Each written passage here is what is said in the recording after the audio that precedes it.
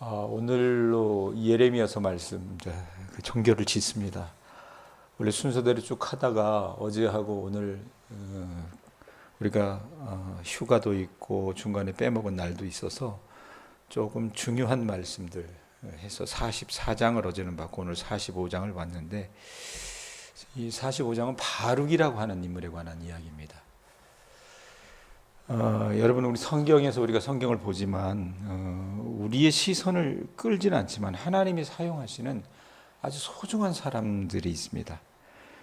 이 사람들은요, 주목받지 못했기 때문에 부귀영화라든지 어떤 권세를 누리지도 못했지만 묵묵히 있는 그 자리에서 하나님 섬기고 하나님 나라를 세워가는데 사용되었던 중요한 사람들이 있어요. 그 대표적인 예를 들자면 이스라엘의 위대한 지도자였던 모세의 생명을 끝까지 지켜줬던 모세의 생모, 그 생모에 대해서는 여러분 자세한 기록이 나와 있지 않습니다.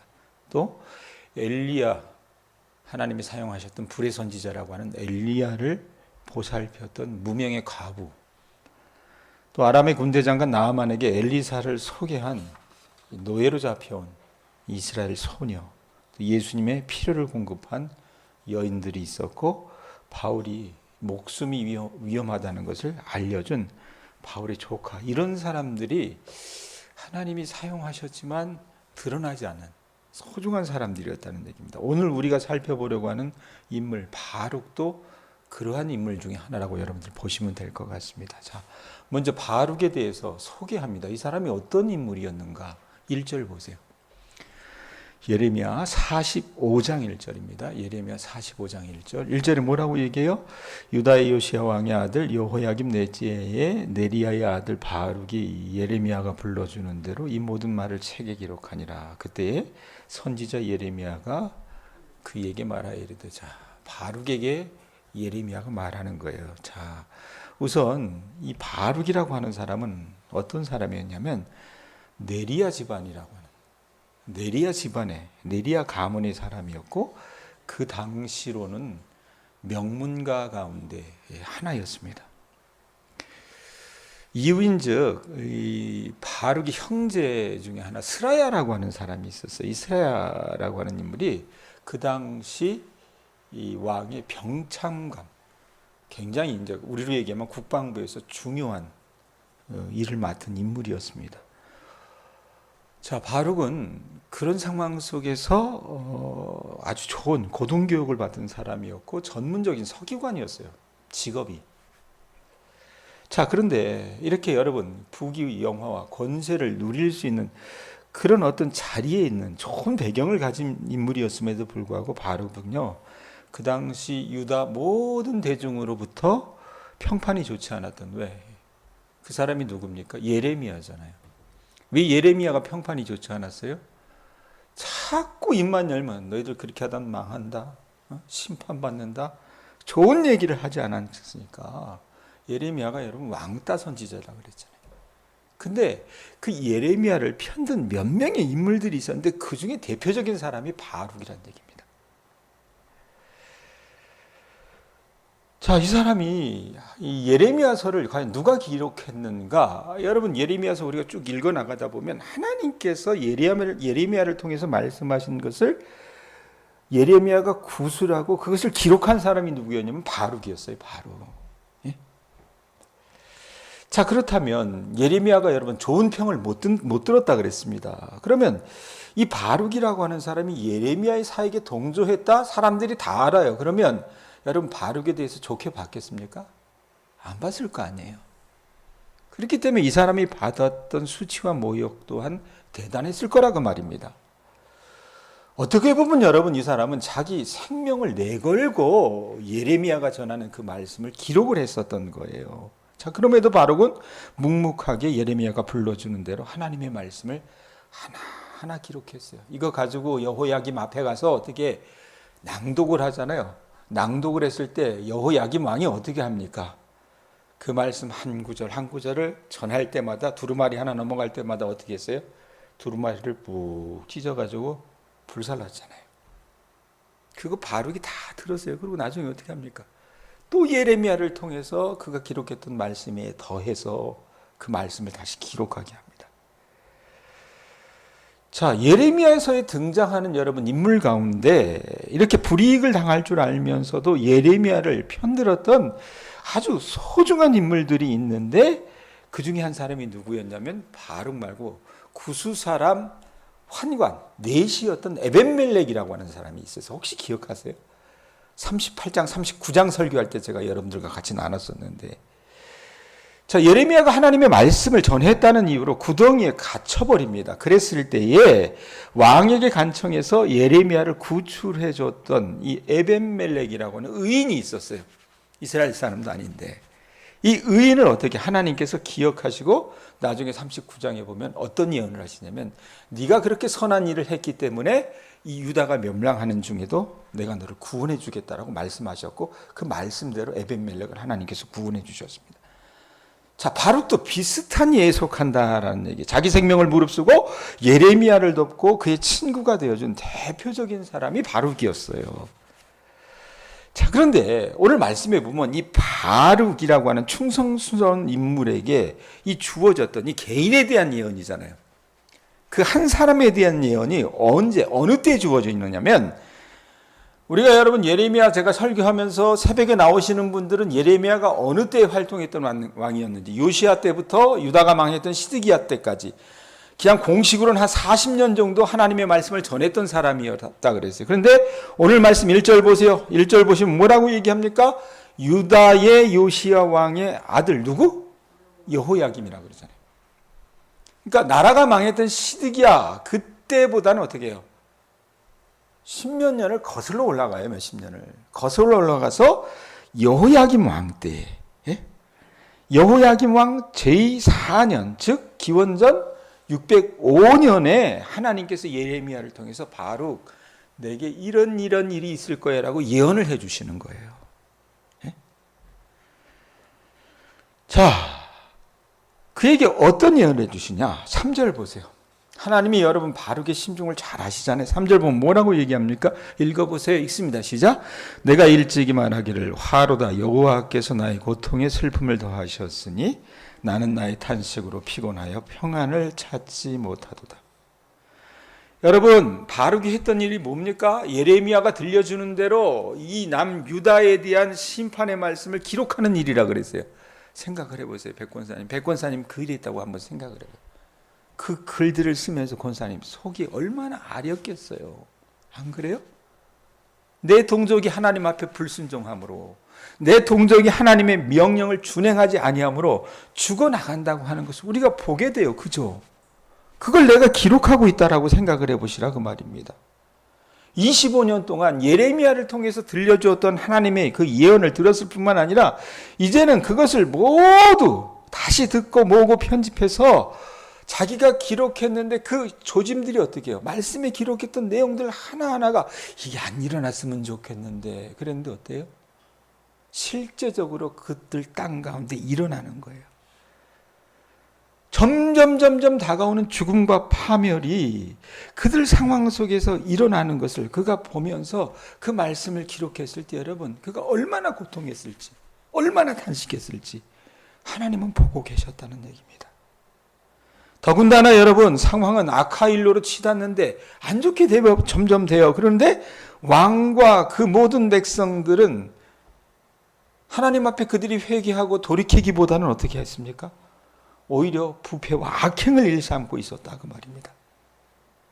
자기가 대언한 예레미야의 그 예언의 글들이 하나 둘씩 유다의 역사 속에서 응답되는 것을 그가 눈으로 보았을 때 바룩의 고통은요, 그 어느 것과 견주어도 감히 값을 매길 수 없는 심각한 고통이었다 그 말입니다.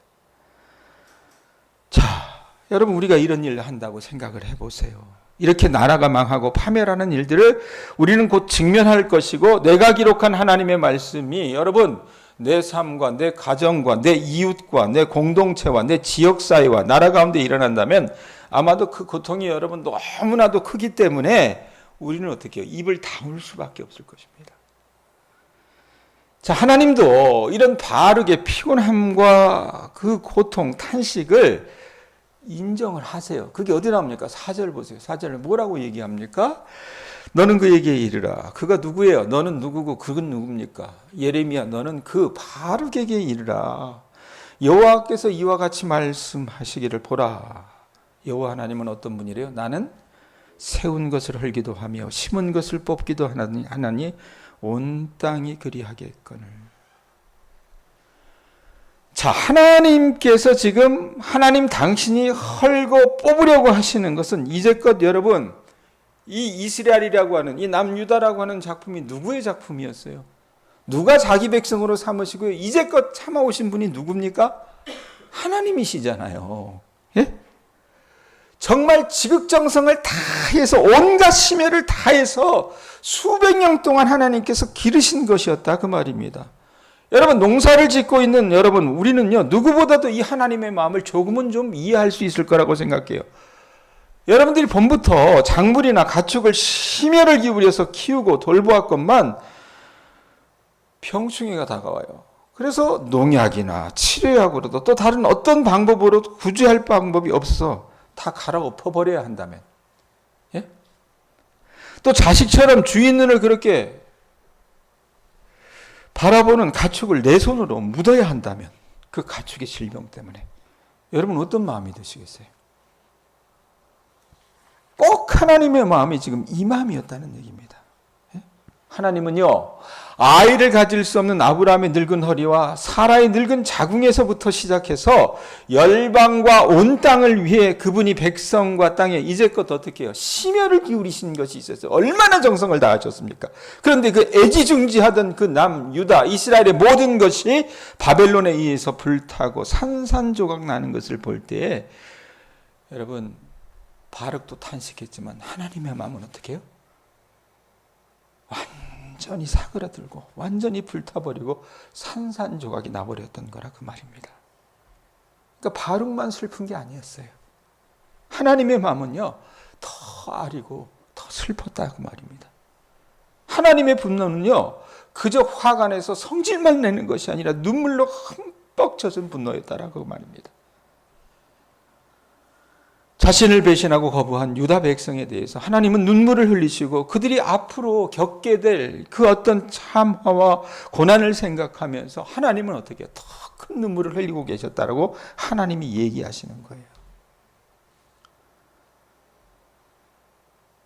에스겔 말씀에 보면 이런 말씀이 있어요. 에스겔 18장 33절에 23절에 보면 이런 말씀이 있어요. 내가 어찌 악인이 죽는 것을 조금인들 기뻐하랴. 우리는 이렇게 생각하죠. 예? 하나님이 악인이 죽는 것을 기뻐할 거라고 생각하죠. 하나님 그렇게 생각 안 하세요. 그리고 어떤 말씀이 따라 붙냐면 그가 돌이켜 그 길에서 떠나 사는 것을 어찌 기뻐하지 아니하겠느냐. 이게 하나님 마음이에요.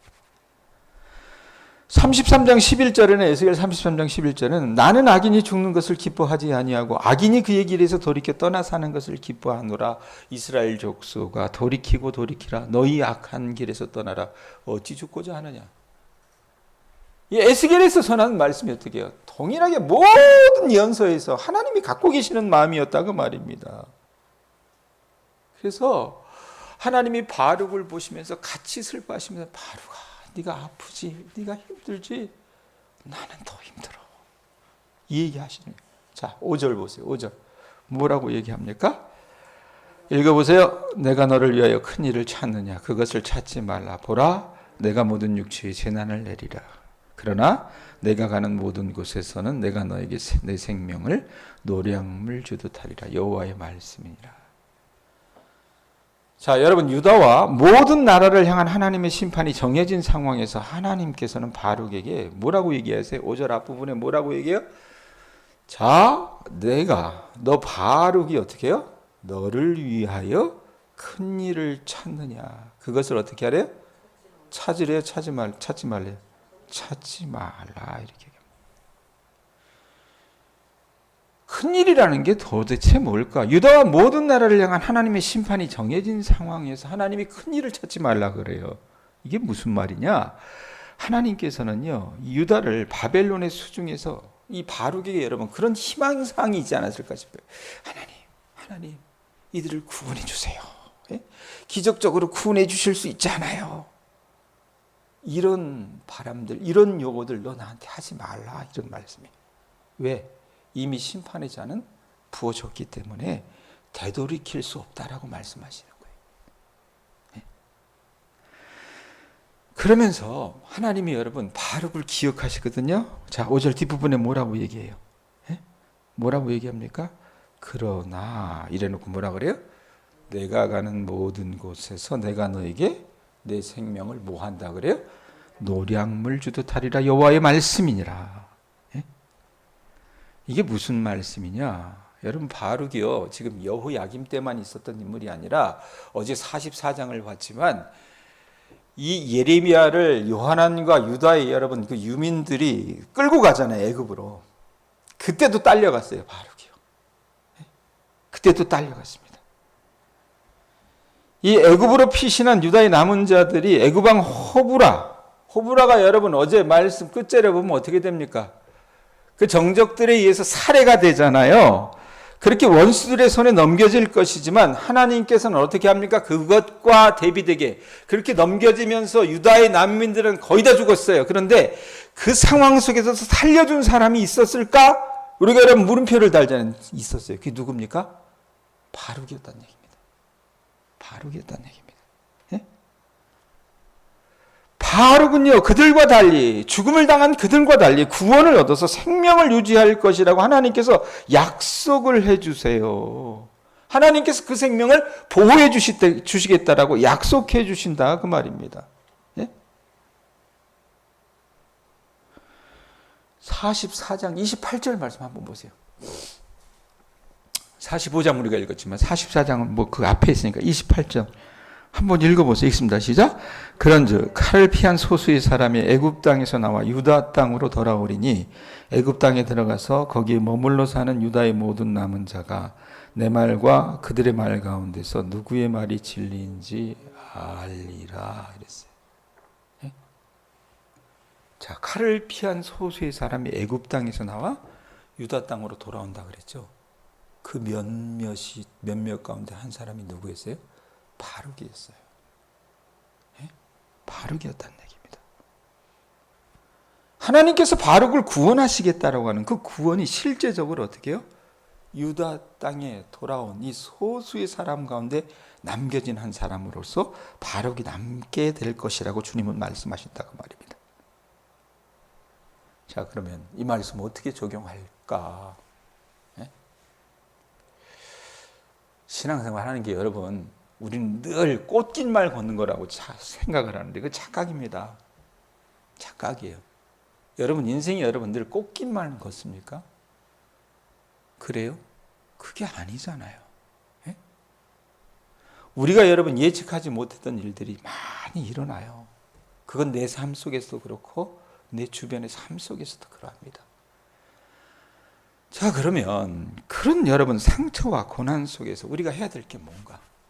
바룩처럼 살아가실 수 있길 바랍니다. 하나님의 말씀을 신뢰하실 수 있길 바랍니다. 끝까지. 그렇게 하나님 앞에 끝까지 충성한다면 여러분 하나님이 바룩의 아픔을 인정해 주셨어요. 그리고 여러분 하나님이 바룩을 기억하셔서 모두가 다 죽어나가고 심판당하는 그 상황 속에서도 하나님 편에 섰던 그 바룩을 하나님은 기억하셔서 그를 구원해 주셨습니다. 우리 또한 여러분 이 요지경석 같은 세상 속에서 우리가 이해할 수 없는 그 상황 속에서 신실하신 하나님을 믿고 신뢰하고 끝까지 충성한다면 여러분 하나님은 바룩을 구원해 주셨듯이 우리 교우들을 구원해 주실 줄로 믿습니다. 여러분들이 그런 삶을 살아나가실 수 있기를 주님의 이름으로 축원드립니다. 기도하겠습니다.